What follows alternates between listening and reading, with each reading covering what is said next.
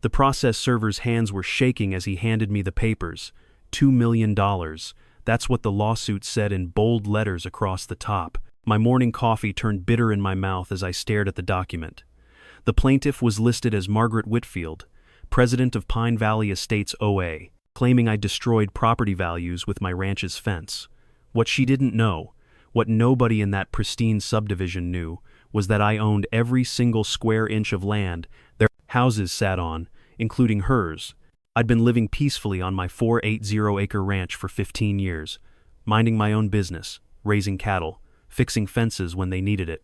The property had been in my family since 1952 when my grandfather bought the entire valley for what would be pocket change today. Back then, it was nothing but sagebrush and rattlesnakes. Now half of it had sprouted McMansions like mushrooms after rain, with their perfect lawns and their HOA rules thicker than a phone book.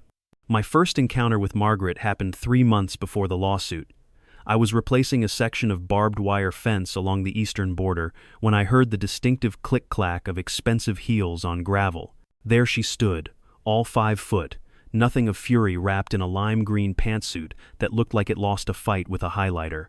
Her hair was teased so high it probably had its own weather system, and her face wore the expression of someone who'd just bitten into a lemon while stepping on a Lego. "Excuse me," she shrieked, waving a manila folder like it was a weapon. "This fence is in violation of HOA Covenant 37.2b. I straightened up slowly, wiping sweat from my forehead, wondering how someone from the subdivision a quarter-mile away thought they had any say about my ranch. "Ma'am," I said, keeping my voice level, "this is agricultural property. Your HOA has no jurisdiction here." Her face turned the color of an overripe tomato. "Don't you dare tell me about jurisdiction," she sputtered. "I've been president of Pine Valley Estates for 12 years.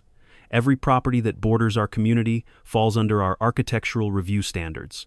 She pulled out a measuring tape from her oversized purse, the kind that probably cost more than my monthly feed bill, and started measuring my fence posts. "These posts are 6 inches too tall," she declared triumphantly, "and this barbed wire is specifically prohibited under Section 4.5 of our community guidelines." I couldn't help but laugh, which only made her angrier. "Lady," I said, "this is a working ranch. That fence keeps my cattle from wandering into traffic. I don't care what your HOA guidelines say." She jabbed a manicured finger at me, the nail polish so bright it could probably be seen from space. "You'll be hearing from our attorneys," she hissed.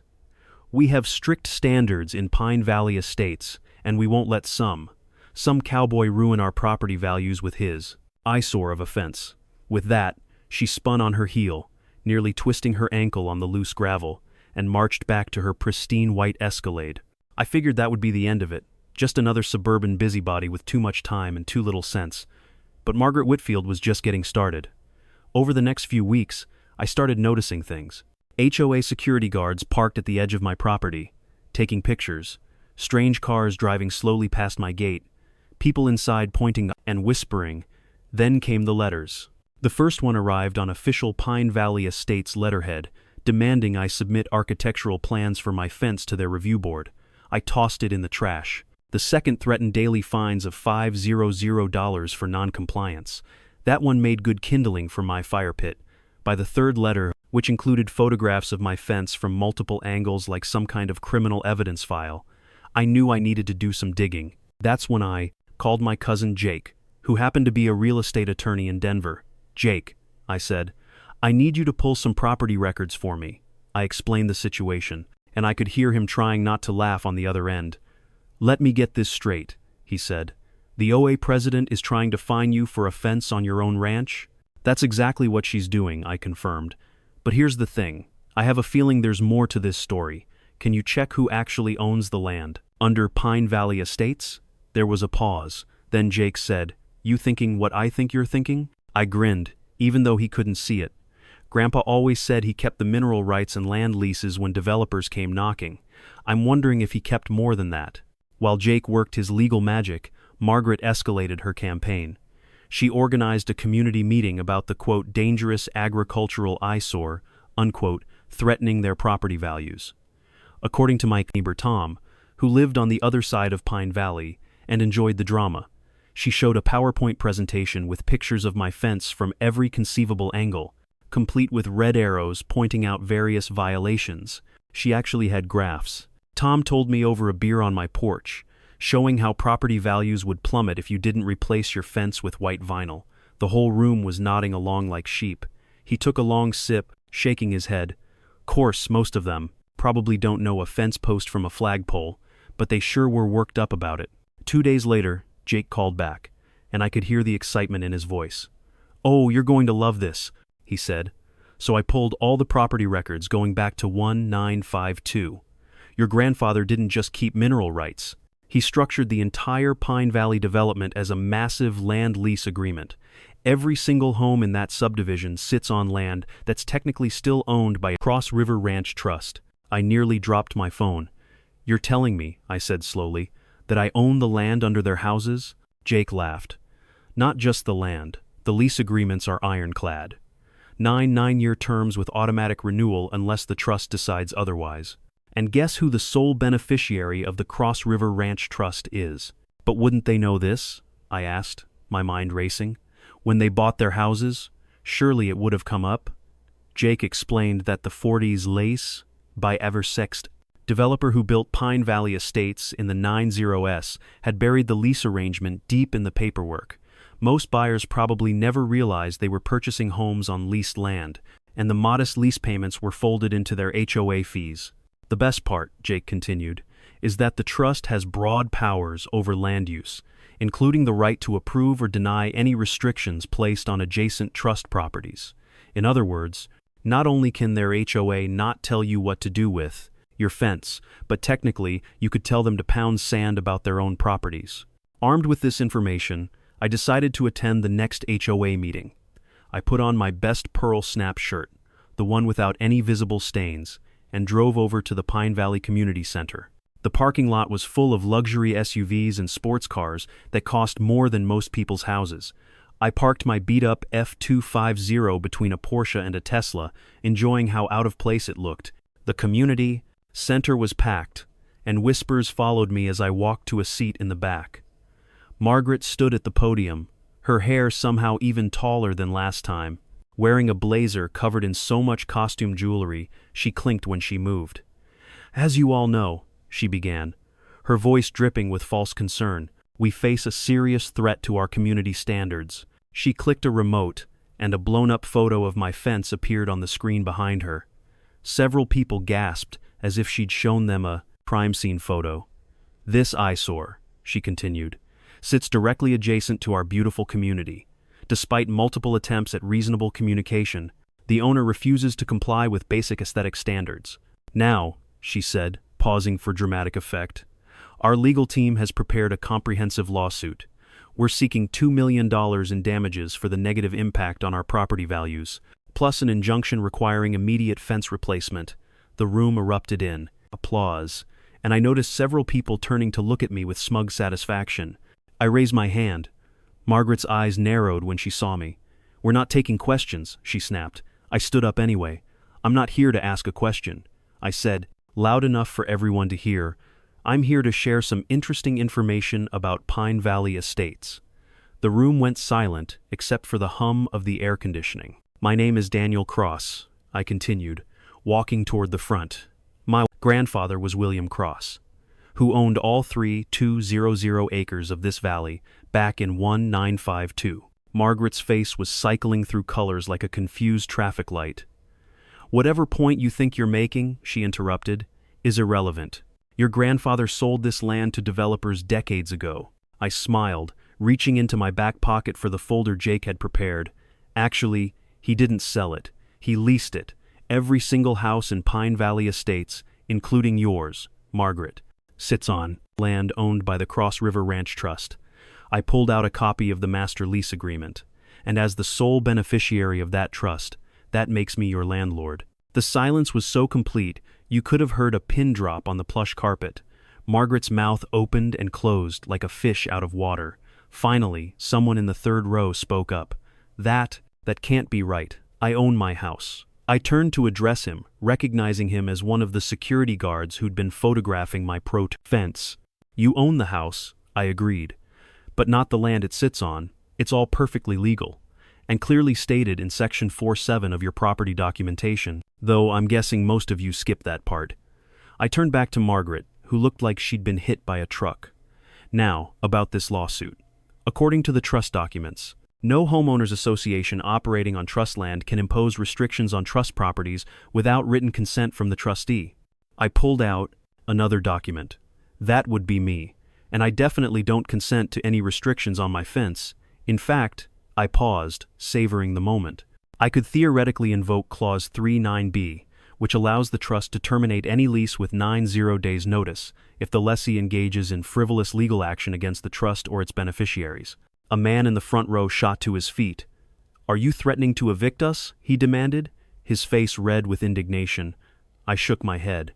"I'm not threatening anything. I'm simply explaining the legal reality of your situation. You don't own the land. You lease it from me. And part of that lease agreement includes respecting the agricultural operations on adjacent trust properties." Margaret finally found her voice, though it came out as more of a squeak. This is extortion. You can't just come in here and claim you own everything." I walked over and placed the folder of documents on the podium in front of her. "I'm not claiming anything. These are legal documents filed with the county. Public records anyone can verify. Your lawyer should probably review them before filing any lawsuits." The room erupted in chaos. People were shouting questions, pulling out phones, frantically texting. One woman was already on a call with what sounded like her real estate agent. Margaret stood frozen at the podium, staring at the documents like they might bite her. I made my way back through the crowd, ignoring the questions being hurled at me. As I reached the door, I turned back one more time. "By the way," I called out, "those lease payments you've been making as part of your HOA fees? I'll be reviewing those to make sure they're being properly allocated. Have a nice evening." I walked out into the cool night air, leaving behind a room full of very confused, very worried homeowners. The next morning, my phone started ringing at 6 a.m. By noon, I'd received calls from 17 lawyers, 3 real estate agents, and 1 very panicked HOA board member. I let them all go to voicemail. Around 2 p.m., a familiar white Escalade pulled up to my gate. Margaret stepped out, but she looked different. Her hair was flat, her designer suit replaced with regular clothes. She looked, well, human. "Mr. Cross," she called out, her voice lacking its usual shrillness. Could we talk?" I walked down to the gate, keeping it closed between us. "What would you like to talk about, Margaret?" She fidgeted with her car keys, avoiding eye contact. I didn't know about the lease arrangement. None of us did. Ignorance of legal documents you signed isn't really an excuse," I said, leaning against the gatepost. "You bought a house on leased land. That was disclosed, even if it was buried in paperwork." She nodded miserably. "I know. I've been on the phone with lawyers all morning. They all say the same thing. The trust owns everything." "So what do you want?" I asked, though I had a pretty good idea. She finally looked up at me, and I was surprised to see tears in her eyes. "I want to apologize," she said quietly. I've been horrible. The fence thing, the lawsuit. I got carried away with the whole HOA president thing. I thought I was protecting property values, but I was just being a Karen?" I suggested. She let out a surprised laugh. "Yeah, I guess I was." She wiped her eyes, smearing her mascara. "Look, I know I have no right to ask, but are you really going to evict people? Because I have to tell you, half the neighborhood didn't sleep last night." I studied her for a moment. This woman had tried to sue me for $2 million over a fence. She'd harassed me for months, organized community meetings against me, but she was also just a person who'd gotten drunk on a tiny amount of power and let it go to her head. "Margaret," I said finally, "I'm not interested in evicting anyone. I just want to be left alone to run my ranch." Relief washed over her face. "Really? You're not going to kick us all out?" I shook my head. "Your leases are valid for 9 years. As long as people pay their rent and don't hassle me about my fences, we won't have any problems. But that lawsuit needs to disappear. Immediately." "It's already withdrawn," she said quickly. "I called our lawyer this morning, told him to drop everything." She paused, then added, "I also called an emergency board meeting. I'm resigning as HOA president, I think. I need to reevaluate some things in my life." Over the next few weeks, things changed dramatically in Pine Valley Estates. The HOA board sent me a formal letter apologizing for the harassment and confirming they had no authority over my property. Margaret kept her word and resigned, replaced by a much more reasonable retiree named Bob, who actually knew the difference between a working ranch and a suburban lawn. The security guards stopped photographing my fence, the nasty letters ceased, a few neighbors even waved when they drove past, which was a pleasant change from the glares and middle fingers I'd grown accustomed to. Some of them started asking questions about the history of the land, genuinely interested in learning about the ranch their home sat on. I had Jake draw up a formal letter to all Pine Valley residents, explaining the lease situation in plain English. I made it clear that as long as they respected the agricultural nature of the surrounding ranch land, their leases were secure, no one would be evicted for HOA drama. The relief in the neighborhood was palpable. Tom stopped by a few weeks later with a six-pack and some gossip. "You know, Margaret's been taking anger management classes," he said, settling into a chair on my porch. "Saw her at the grocery store. She actually apologized for calling my chickens a noise violation last year." I had to laugh at that. Tom's chickens were quieter than the leaf blowers the landscaping crews used every morning. "People can change," I said, taking a sip of beer. "Sometimes they just need a reality check." Tom nodded, then grinned. "Still, watching you drop that bomb at the HOA meeting was the best entertainment we've had in years. Bob Henderson said his wife literally spit out her wine when you said you were their landlord." 3 months after the confrontation, I got an unexpected visitor. Margaret pulled up to my gate. But this time, she waited for me to come down rather than storming onto my property. She looked healthier, calmer, like she'd finally stopped fighting battles that didn't need fighting. "Hi, Daniel," she said, actually using my first name. I wondered if I could ask a favor. I raised an eyebrow, curious. "What kind of favor?" She shifted nervously. "Well, I've been doing a lot of thinking since everything happened, and I realized I've lived here 12 years and never actually learned anything about the land or its history. I was wondering if, maybe, you'd be willing to give me a tour, show me what ranching is really about?" It was such an unexpected request, I didn't know what to say at first. Here was the woman who'd tried to sue me for $2 million over a fence, asking to learn about ranch life.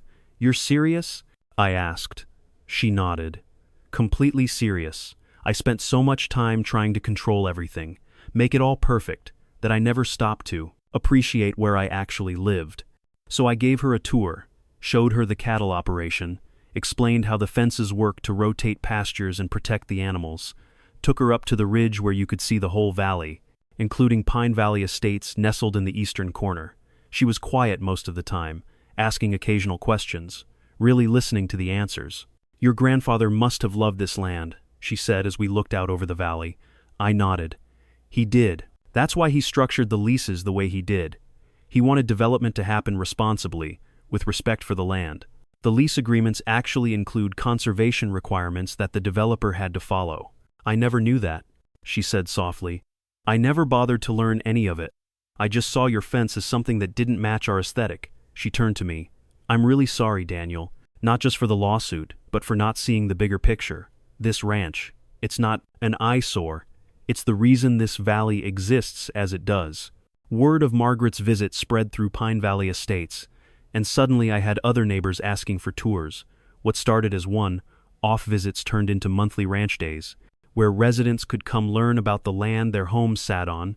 Kids got to pet horses, adults learned about sustainable agriculture, and everyone gained a new appreciation for the working ranch next door. The HOA even voted to install an interpretive sign at the entrance to Pine Valley Estates, explaining the history of the Cross River Ranch and the unique land lease arrangement. Bob, the new president, worked with me to make sure the information was accurate and respectful. It became a point of pride for residents. Living on historic ranch land, one of the most surprising developments came from Margaret herself. She started a community garden project, working with me to identify a suitable spot where the ranch land bordered the subdivision. "I want to give people a chance to connect with the land," she explained, "to understand what it means to grow something, to work with the earth instead of just living on top of it." The garden became a huge success. Residents who'd never gotten their hands dirty were suddenly comparing tomato varieties and arguing about the best composting methods. Margaret threw herself into it with the same intensity she'd once reserved for HOA violations, but now channeled towards something positive. She even started wearing jeans and work boots, a far cry from her power suit days. A year after the lawsuit threat, Pine Valley Estates held its annual community barbecue. For the first time, they invited me. I showed up with a side of beef from the ranch, grass, fed and locally raised. As I was setting up at the grill, Margaret approached with a plate of her homegrown vegetables. "Peace offering," she said with a smile. "Though I think I probably owe you about 1,000 more of these," I laughed, accepting the plate. "I think we're square, Margaret. You've done a lot to bring the community together." She looked around at the gathering, where ranchers and suburbanites mingled freely, kids playing together while adults shared stories. "You know," she said, "getting sued by you would have been the best thing that ever happened to me." I gave her a confused look, and she explained, "If you hadn't revealed the truth about the land ownership, I would have kept being that person, angry, controlling, making everyone miserable, including myself. That legal wake-up call made me realize I needed to change." As the evening wore on, I found myself enjoying the company of people who just months earlier had wanted to sue me into bankruptcy. Bob made a speech thanking me for my patience and for sharing the ranch's history with the community. Several people came up to shake my hand, expressing gratitude for not exercising my rights as landowner to make their lives difficult. "We were so worried you'd raise the lease rates or impose restrictions," one woman confided. "When we realized you just wanted to be left alone to ranch in peace, it was such a relief." I assured her that as long as the community remained respectful of the working ranch, their lease terms would stay exactly as they were. The transformation wasn't just in the community's attitude. The physical relationship between the ranch and subdivision improved too. The HOA voted to remove the restrictions on prospect black agricultural sounds and smells from their bylaws, acknowledging that these were part of living next to a working ranch. They even instituted quiet hours for lawn equipment to avoid disturbing the cattle. Local news picked up the story of the unique partnership between Pine Valley Estates and Cross River Ranch. Articles praised it as a model for suburban and agricultural coexistence. The county used it as an example in planning meetings, showing how development and farming could work together when there was mutual respect and understanding. Margaret became something of a local celebrity for her transformation. She gave talks at other HOAs about the dangers of overreach and the importance of knowing your actual legal authority. "I spent years trying to control things I had no right to control," she'd tell audiences. "It took a rancher with a law degree cousin to teach me humility." 5 years have passed since that day. Margaret first marched onto my property in her lime green pantsuit, demanding I change my fence. The fence still stands, same as always, doing its job of keeping cattle where they belong. But everything else has changed dramatically. Pine Valley Estates is now known as one of the most desirable communities in the county, not despite being on leased ranch land, but because of it. Property values actually increased once buyers understood the unique situation. The guarantee that the surrounding land would remain agricultural, protected by the trust structure, became a selling point. Real estate listings proudly proclaimed historic Cross River Ranch land lease community, as if it were a premium feature, which I suppose it was. The community garden expanded into a full cooperative farm. With residents learning everything from beekeeping to grape growing, Margaret became the unofficial agricultural liaison, coordinating between the subdivision and the ranch. She'd traded her manicured nails for soil, stained hands, and seemed happier for it. We instituted an annual Ranch Heritage Day, where the whole valley celebrated the land's history. Old-timers, who remembered my grandfather, came to share stories. Local schools brought kids for educational tours. The fence that started the whole conflict became part of the tour, with Margaret herself explaining how her misguided attempt to control it led to positive change. The HOA evolved from an enforcement body to a true community organization. They focused on bringing neighbors together rather than policing them. The thick rulebook got replaced with a simple set of guidelines based on mutual respect. Disputes were resolved through conversation, not litigation. Bob liked to joke that they'd gone from HOA to HOA. I still ranch the same 480 acres, raising cattle and fixing fences when needed. But now I do it with the support of my neighbors instead of their hostility. Kids from Pine Valley help with cattle drives during summer break. Their parents buy beef directly from the ranch, knowing exactly where their food comes from. Margaret and I developed an unlikely friendship.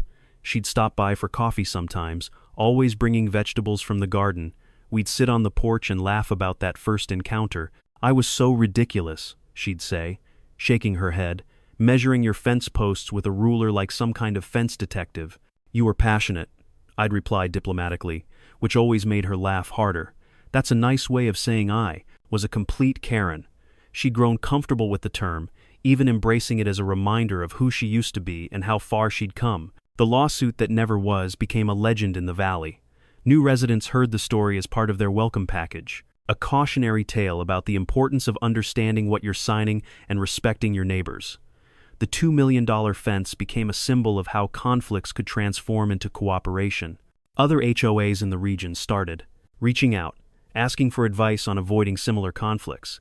I worked with Jake to create a workshop on property rights and HOA limitations. Margaret co-presented, offering the reformed Karen perspective. Together, we probably prevented dozens of frivolous lawsuits and unnecessary conflicts. The most satisfying change was in the children of Pine Valley Estates. They grew up understanding the connection between land and food, between suburbia and agriculture. Instead of seeing the ranch as a smelly inconvenience, they saw it as an integral part of their community. Many went on to study agriculture or environmental science, inspired by their childhood experiences.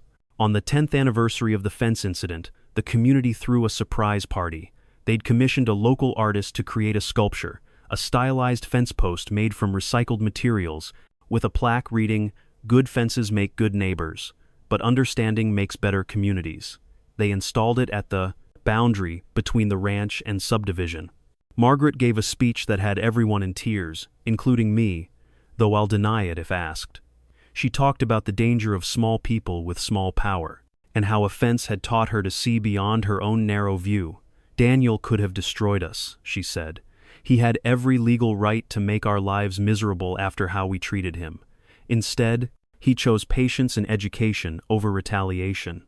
As I stood there, surrounded by neighbors who'd become friends, I thought about my grandfather. He'd structured those land leases not just to preserve the ranch, but to create an opportunity for different worlds to coexist. It had taken a ridiculous lawsuit threat to activate that vision, but ultimately his wisdom had prevailed. These days, when new HOA presidents from other communities contact me for advice, I always tell them the same thing. Know your actual authority, respect your neighbors, and remember that a community is more than just matching mailboxes and perfect lawns. Sometimes the most valuable thing you can protect is the character that makes your area unique. Margaret still serves as the agricultural liaison, a position the HOA created specifically for her. She's become an expert on sustainable farming practices and helps other communities develop similar programs. Her transformation from HOA Karen to community builder inspired others to examine their own behavior and priorities. The fence still stands, weathered but sturdy, doing the job it was meant to do. Every time I drive past it, I remember that morning when Margaret showed up in her lime green pantsuit, measuring posts and threatening lawsuits. It reminds me that sometimes the best response to aggression isn't retaliation, but revelation. Looking back, I could have handled things differently from the start. I could have immediately revealed the land ownership situation, shut down the HOA's overreach before it escalated, but then we would have missed the opportunity for real change, for a community to learn and grow together. Sometimes conflict is the catalyst needed for transformation. The $2 million lawsuit that never was became worth so much more as a teaching moment. It brought together ranchers and suburbanites, dissolved artificial boundaries, and created a model for coexistence that benefits everyone, all because one woman thought she could control a fence she had no authority over, and one rancher decided to teach rather than punish. These days, Pine Valley Estates markets itself as an agri-community, highlighting its unique position on historic ranch land. The waiting list for homes is longer than ever, with buyers specifically seeking the connection to agricultural heritage. The community garden has a 3-year waiting list for plots, and the annual Ranch Heritage Day draws visitors from across the state. Margaret published a book about her experience. From Karen to Caring, How a Fence Post Changed My Life. She donated all proceeds to agricultural education programs. I wrote the foreword, joking that if someone had told me the woman who tried to sue me for $2 million would become one of my closest friends, I'd have checked them for heat stroke. The ripple effects continue spreading.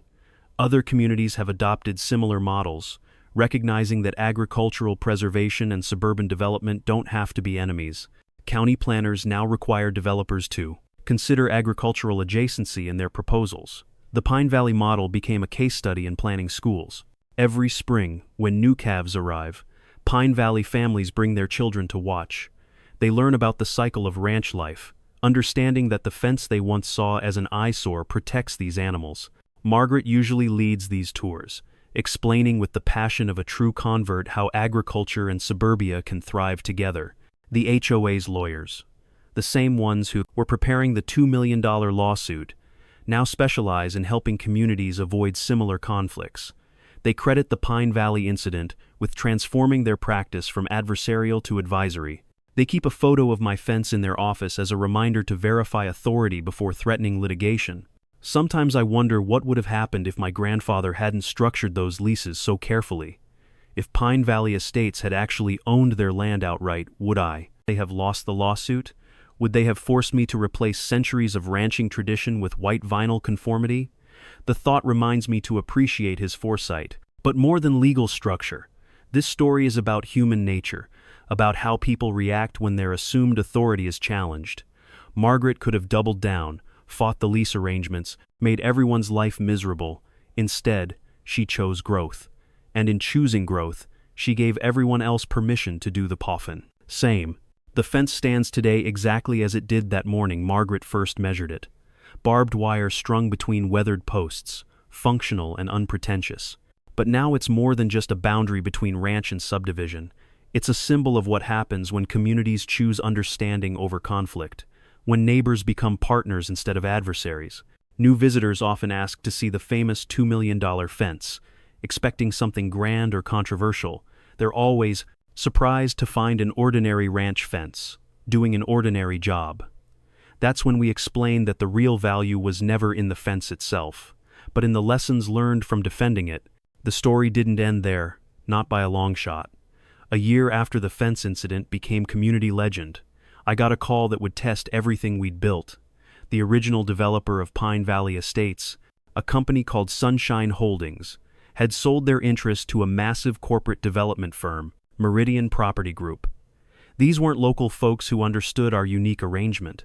They were a nationally traded company that saw dollar signs where we saw community. Their representative showed up on a Tuesday morning, driving a rental car so clean it looked like it had been shrink-wrapped.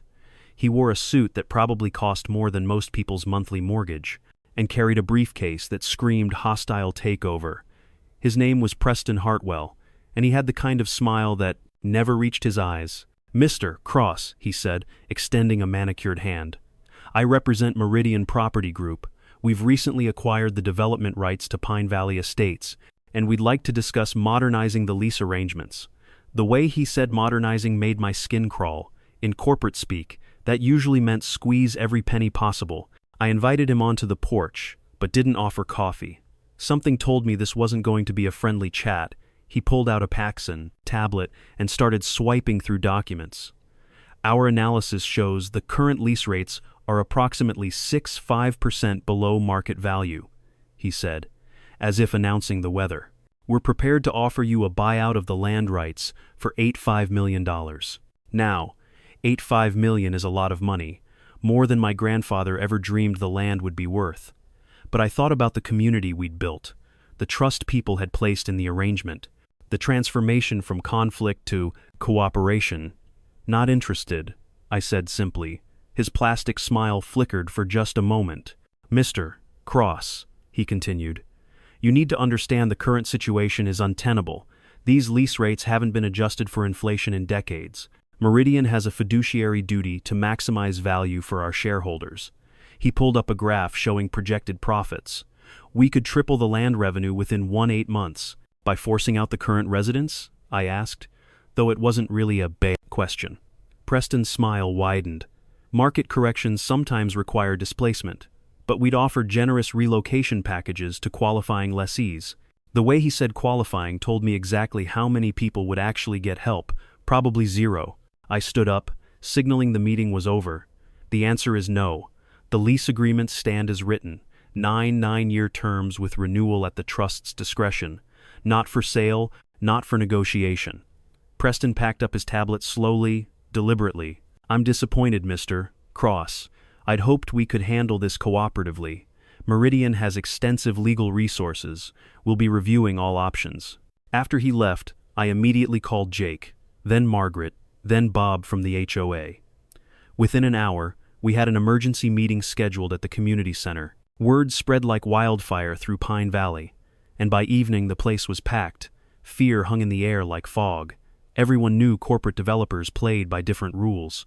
Margaret had done her homework, pulling up everything she could find about Meridian Property Group. They're vultures, she announced to the packed room. They buy up development rights, jack up prices, force out long-term residents, then flip the properties to luxury developers. She showed article after article of communities destroyed by their tactics. Can they actually do anything? Asked Sarah Chen, who'd moved to Pine Valley 3 years earlier, specifically because of its unique character. The leases are solid, right? Jake stepped forward to answer. The leases are ironclad, but that doesn't mean they won't try to make life miserable. They could challenge the trust structure, claim the agreements are unconscionable, tie us up in court for years. The room erupted in worried voices. People were scared, and rightfully so. This wasn't Margaret with her tape measure and site book. This was a billion-dollar corporation with lawyers in every major city. Bob called for order, then asked, the question everyone was thinking, what do we do? I'd been thinking about that since Preston drove away in his spotless rental. We fight, I said, standing up. But not the way they expect. They're prepared for legal battles. They probably want a legal battle because they can outspend us. So we fight differently. We use what they don't have, community. Over the next weeks, Pine Valley Estates transformed into something beautiful. The residents organized like I'd never seen.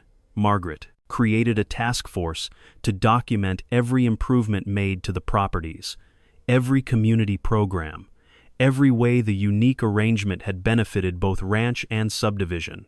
Tom started a social media campaign showcasing daily life in Pine Valley. The kids got involved too, creating videos about growing up next to a working ranch, learning where food comes from, helping with cattle drives.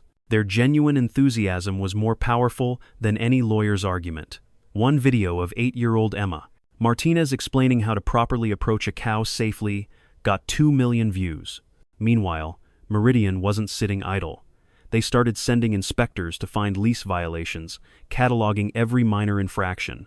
They filed information requests with the county, trying to find technical flaws in the trust structure. Preston appeared at county commission meetings, arguing the arrangement was preventing proper economic development. The pressure campaign intensified when they hired a public relations firm. Suddenly, articles started appearing in regional papers about outdated land agreements stifling growth and single landowner holding community hostage.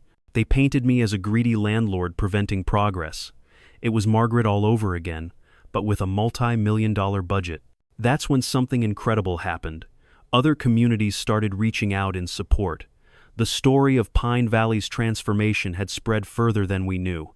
Letters poured in from around the country, from places that had lost their character to corporate development. They shared their stories, their regrets, their warnings. A group of documentary filmmakers contacted us, wanting to tell the Pine Valley story. At first, I was hesitant. We didn't need more attention. But Margaret convinced me it could help. They control the narrative right now, she argued. We need to tell our own story. So we agreed, with one condition. It had to show the whole truth, including the messy beginning. The filmmakers spent weeks in Pine Valley, interviewing residents, filming daily life, capturing the rhythm of ranch and subdivision coexisting. They interviewed Margaret about her transformation, filmed the community garden in full bloom, showed children learning to ride horses under careful supervision. The authenticity was undeniable. Meridian escalated their tactics. They offered individual buyouts to residents, trying to break the community's unity. Some offers were substantial, enough to tempt anyone. But something remarkable happened. The residents held firm. They'd formed bonds stronger than money. They'd built something worth more than property values. At one community meeting, elderly resident George Wakefield stood up slowly. "I'm 82 years old," he said, voice shaking but determined. "Meridian offered me enough money to live comfortably for whatever time I have left. But comfort isn't community. Money isn't neighbors who check on you, who share their garden vegetables, who include you in their lives. I'm not selling out my home. The applause was deafening. Others stood up, sharing similar stories. Young families who'd found affordable homes in a supportive community. Retirees who'd discovered purpose in the agricultural programs. Teenagers who'd learned responsibility working on the ranch. Meridian had underestimated what they were trying to destroy. Preston made one last attempt at negotiation. This time he brought reinforcements. 3 lawyers and what looked like a private investigator. They spread documents across my kitchen table like they were planning an invasion, which I suppose they were. We found irregularities in the original trust formation, one lawyer announced triumphantly. Jake examined their supposed evidence, then actually laughed. "You found a typo in a county filing from 1952? He asked incredulously. "That's your smoking gun?" A clerk wrote 3200 acres instead of 3200.0 acres, and you think that invalidates the entire trust? The lawyers exchanged glances, clearly not expecting pushback. Furthermore, Jake continued, warming to his subject, there's a little thing called adverse possession. The trust has operated unchallenged for over 70 years. Even if you had a legitimate claim, which you don't, the statute of limitations expired before you were born. He leaned back, crossing his arms. Any first-year law student could tell you that. Preston's team packed up their documents, but he had one more card to play. The documentary releases next month, doesn't it? He asked casually. Be a shame if theaters faced legal challenges for showing potentially defamatory content. It was a threat, pure and simple. Use corporate power to silence our story. That's when Margaret surprised everyone, including me. She pulled out her phone and started live streaming. Hi everyone, Margaret Whitfield here at Cross River Ranch. I want you to meet Preston Hartwell from Meridian Property Group. He just threatened to block our documentary with lawsuits. She turned the camera on Preston, who looked like he'd swallowed a lemon. No comment, he muttered, gathering his team and fleeing. But it was too late. The live stream had already been shared hundreds of times. Number Save Pine Valley started trending. The story went national, then international. People were fascinated by a community that chose cooperation over corporate profits, that valued character over cash. The documentary premiered to sold-out audiences. It showed everything: Margaret's initial harassment, my revelation of land ownership, the community's transformation, and now the corporate threat. Critics called it a powerful meditation on community values in the face of corporate greed. More importantly, it galvanized support. Meridian found themselves facing a public relations nightmare. Their stock price dipped as socially conscious investors questioned their tactics. Environmental groups highlighted Pine Valley as a model for sustainable development. Agricultural advocates praised the ranch subdivision partnership. The corporate giant had walked into a fight they couldn't win with money alone. 3 months after Preston's first visit, Meridian quietly announced they were divesting from Pine Valley Estates, citing strategic realignment of their portfolio. The real reason was simpler. They discovered that some things can't be bought, some communities won't be bullied, some fights aren't worth winning. The night we got the news, Pine Valley threw the biggest party in its history.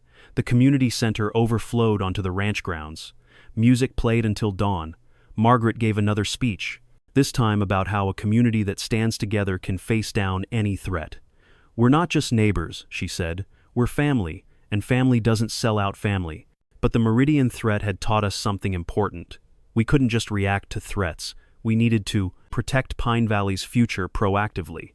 Jake worked with environmental lawyers to establish conservation easements on key parcels, ensuring the agricultural character would be preserved regardless of future ownership. We created the Pine Valley Community Trust, a legal entity that gave residents a formal voice in any future changes. Margaret became its first president, elected unanimously. The trust would work alongside the land trust, ensuring both landowner and resident interests were protected. It was democracy in action, grown from the soil of mutual respect. The documentary's success brought unexpected benefits. Agricultural programs from universities reached out, wanting to study our model. Business schools sent students to analyze how community values had triumphed over corporate pressure. Pine Valley became a living laboratory for sustainable community development. One of the most meaningful moments came when Preston Hartwell reached out personally. 6 months after Meridian's retreat, He sent a letter, not on corporate letterhead but personal stationery. "I've been thinking about what happened in Pine Valley," he wrote. "Maybe it's time I reconsidered what success really means." He'd left Meridian, started working with nonprofits preserving rural communities. The fence still stands, weathered and functional, but now it represents more than property lines or agricultural necessity. It's become a symbol of resilience, of communities choosing their own path, of values that can't be leveraged or liquidated. Every time I repair a section, I think about how boundaries can protect without dividing. These days, Pine Valley hosts workshops for other communities facing corporate pressure. Margaret and I present together, the former enemies now partners in preservation. We show them it's possible to resist without destroying, to fight without hatred, to win without anyone really losing, except maybe shareholders expecting quick profits. The waiting list for Pine Valley homes has grown even longer. But now applicants are screened not just for financial qualification but for community fit. Do they understand what makes Pine Valley special? Are they willing to contribute, not just consume? It's not discrimination, it's preservation of character, ensuring new residents strengthen rather than dilute what we've built. The ranch continues its operations, largely unchanged except for the regular stream of visitors wanting to learn. School groups come weekly. Future farmers train alongside seasoned hands. The community garden has expanded into a teaching farm, with Margaret overseeing programs that connect people to their food sources. The $2 million lawsuit that never was has become something much more valuable. A testament to transformation, a blueprint for resistance, a love letter to community. And yes, a reminder that sometimes the most important fences are the ones we build around our values. Strong enough to withstand any storm, flexible enough to include anyone willing to respect them,